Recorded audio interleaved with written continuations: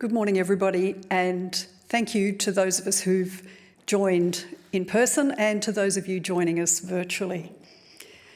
Every day, we take for granted the safety of the water we drink, the food we eat, the houses and buildings we live and work in. We trust that our home appliances, from the washing machine to the gas barbecue, are dependable. We don't question whether the petrol bowser is really giving us a litre of fuel, or whether the scales at the local delicatessen, at Woolies or Coles, are accurate when weighing our ham. We have faith that the traffic lights work and our seat belts have been given a tick of approval. When we've had a blood test, we're confident in the laboratory's results and their interpretation. We all remember how the reliability of COVID PCR tests dominated our lives not so long ago, and how a positive test had far-reaching consequences. We assume all these products and services are of the highest possible standard because it's what we expect in Australia.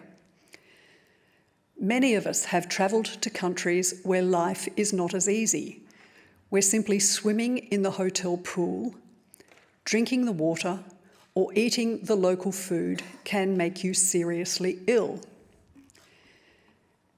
And it may not be safe to go to the doctor.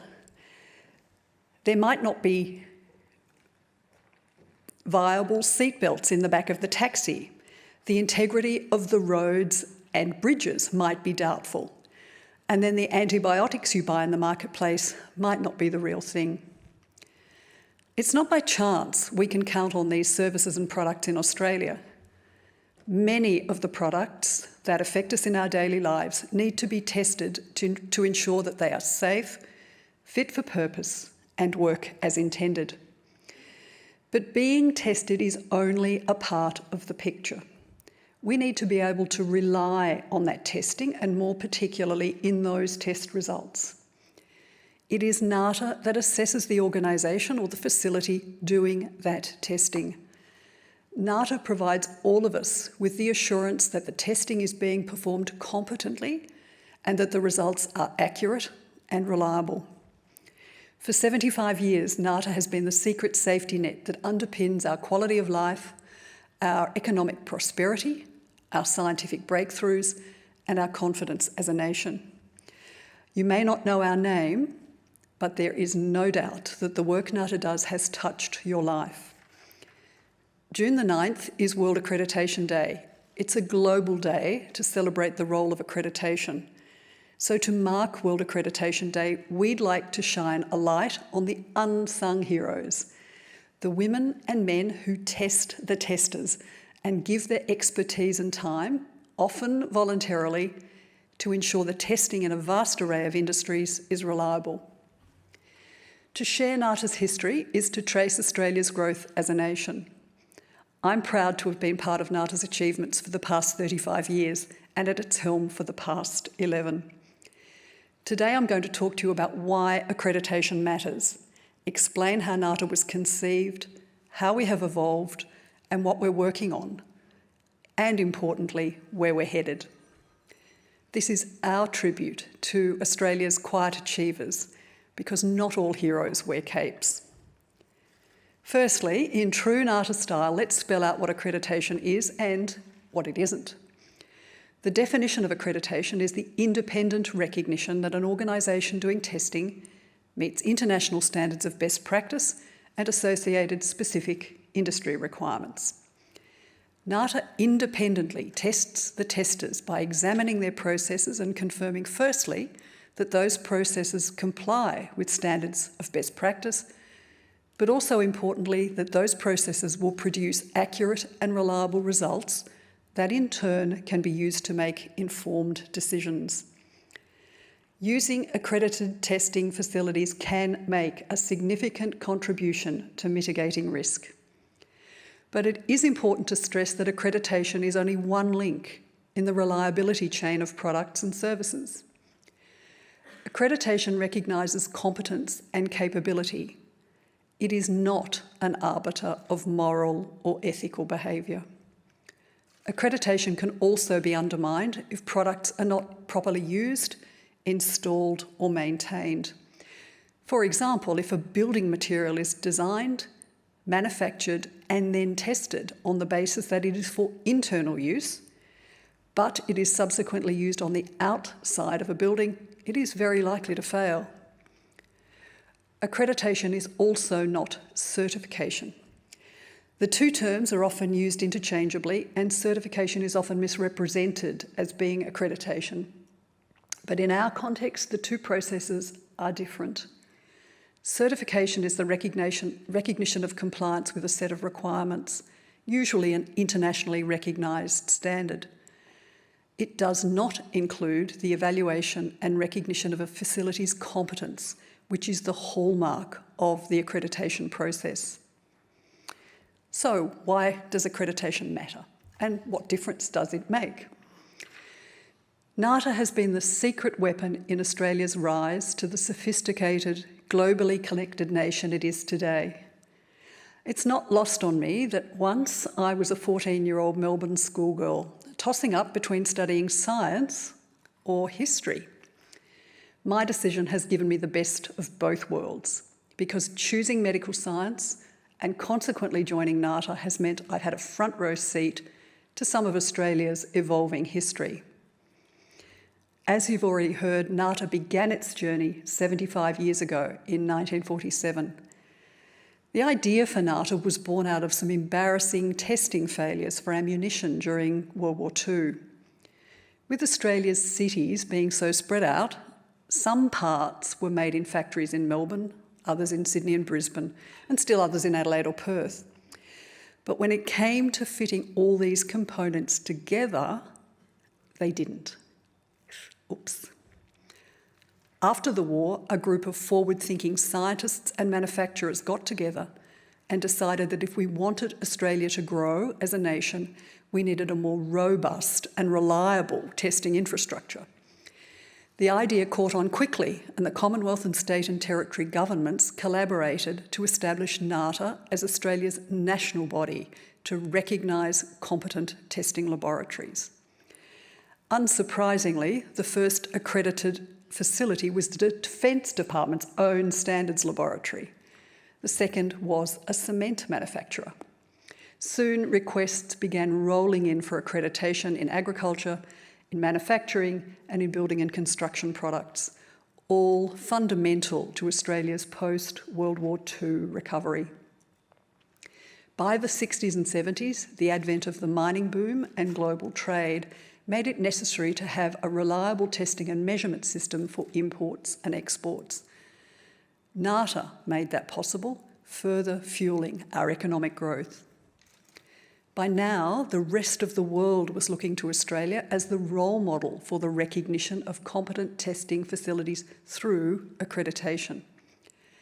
As the world's first national accreditation body, Nata was influential in setting up an international forum, the International Laboratory Accreditation Cooperation, or ILAC as it's known, and importantly for trade, the mutual recognition arrangement between accreditation bodies.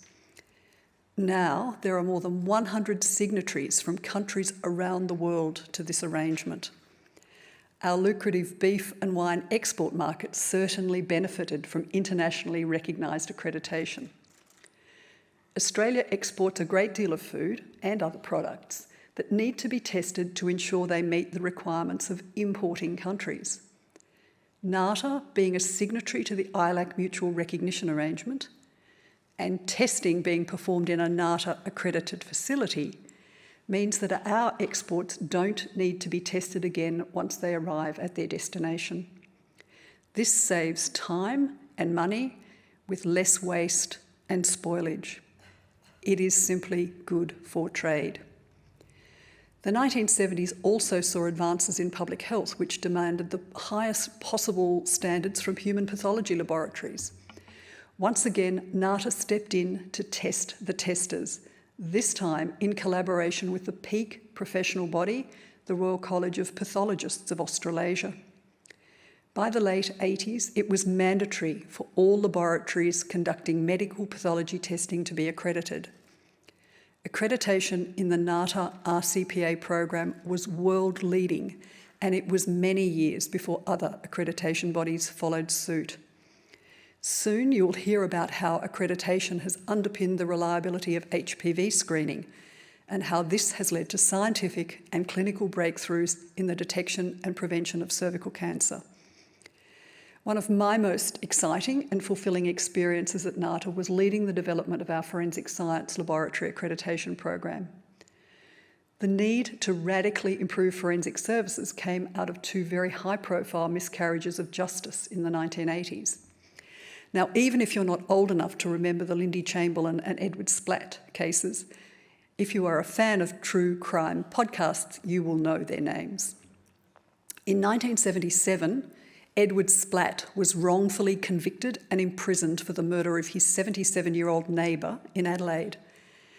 Splatt's lawyers appealed, and in 1981, the Moran report into the case found the investigation leading to his conviction had been unscientific and slipshod. A subsequent Royal Commission was equally damning. A team of eminent Australian and overseas scientists unanimously criticised forensic processes as unscientific and woefully inadequate.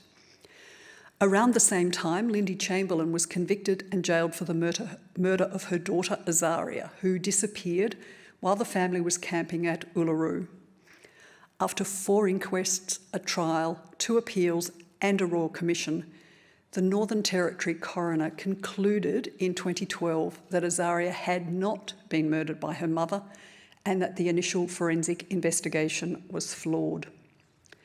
Learnings from the Splatt and Chamberlain cases highlighted the urgent need to improve standards, and so the National Institute of Forensic Science was established. The director of NIFS, together with the directors of Australia's major forensic laboratories, were on the front foot and approached Nata to establish the world's first comprehensive accreditation program for forensic services. Now, the scope of that program has grown since the early days in the mid-1990s, and soon you will hear about how we're accrediting organisations that need to present electronic data as evidence in court. In the 2000s and early 2010s, consumers had much higher expectations about the quality of everything around them, whether it was the environment, food and water, building materials used for homes and workplaces. Consumers also had much greater access to information via the internet and social media. Laboratories had to step up and improve their capability to support consumer demand for cleaner and safer products. That meant, for example, analysing products for contaminants at much lower levels or with greater levels of accuracy. The role of accreditation and knowing we can trust the testing was vital to give consumers the confidence that laboratories had the capabilities to meet these higher expectations. Not only does accreditation help to improve systems, grow the economy and save lives, it keeps pace with change and innovation. As we know too well, governments come and go, but organisations such as Nata are here for the long haul. We are apolitical, we are impartial and independent, and we serve all Australians. One of the questions we're often asked is Nata a regulator? Nata is not part of government, so the simple answer is no. Nata is not a regulator. In fact, accreditation can be an alternative to regulation and can be used by governments to avoid the need to regulate. Accreditation is more agile and adaptable than regulation. When governments regulate, there's often no flexibilities and laws can be quickly out of date. Black letter law is usually prescriptive, while accreditation, through the international and national standards that we used, is outcome focused and allows subject matter experts to interpret situations to determine whether they are compliant, fit for purpose, and will deliver a quality outcome. Something we don't ever take for granted at Nata are the incredible volunteers who serve as our technical assessors. We are forever thankful to the role they play in keeping Australians safe. They are more heroes who don't wear capes. Nata has more than 3,000 volunteers, subject matter experts who give their time and expertise freely to assess facilities and determine whether they meet the standards required for Nata accreditation. One of Nata's original objectives was to promote and foster improvements in Australia's testing infrastructure, and 75 years later, that objective is unchanged.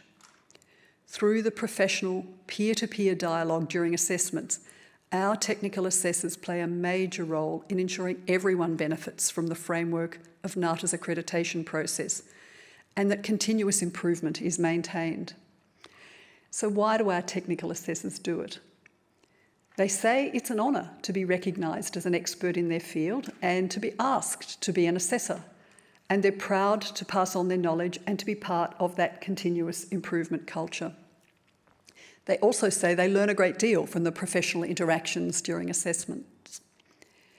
So what lies in store for Nata in the future? Australia has changed dramatically since the 1950s, when our focus was testing the safety of food, water and building materials. Today, there's barely an industry that doesn't need accreditation. The proliferation of technology and our global interconnectedness makes accreditation more important than ever.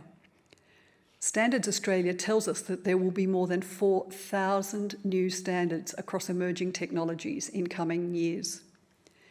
Testing facilities are transforming and increasingly using automation and artificial intelligence to process samples and analyse data more efficiently and effectively. But how do we know that these processes are valid, fit for purpose, and being used appropriately? As consumers, whether we are government, business or clients, how do we have confidence that the data or results are accurate and being interpreted correctly? Accreditation remains a vital tool to underpin that confidence. Nata continues to be a global leader as new international standards are published. Biobanks are repositories of biological material and data, human, animal and plant samples often stored for research. Now, I'm sure there are many of you who, like me, worked in laboratories with freezers full of poorly, even illegibly labelled samples which were chiselled out of the ice and given to research colleagues for their projects. Accreditation of a biobank provides assurance of the integrity and provenance of its samples by ensuring the collection, handling, analysis and storage of all its specimens or data is of the highest standard. There are currently only 5 biobanks in the world accredited to the international standard, and one of them is a part of Monash University in Victoria. Already, that biobank's breast cancer research study of 30,000 samples has revealed previously unknown genetic mutations in women with and without a family history of disease. Accreditation of biobanks gives researchers confidence in the integrity of the samples and data they use in their studies. Most recently, Nata, in collaboration with our colleagues at JASANS and the international standards writing body GS1, has published a report outlining a proposal for digitally linking conformity assessment information, such as test reports, with the product to which it pertains. So in very simplistic terms, the user of a product could scan a barcode or QR code physically attached to a product and gain access to the relevant test reports, including the accreditation status of the laboratory performing the testing. Our report has gained global attention, including from organisations such as the World Trade Organization, as the implications for global trade are significant. This is yet another world first for Australia and for Nata. It's projects like these that make me proud to be part of Nata, the invisible thread that underpins Australia's safety and success. According to a 2017 report compiled by the University of Technology, Sydney, Nata contributes between $315 and $421 million to the Australian economy every year. That is over $1 million a day. I chose science because I want to contribute positively to our science, and it continues to be an incredibly rewarding career.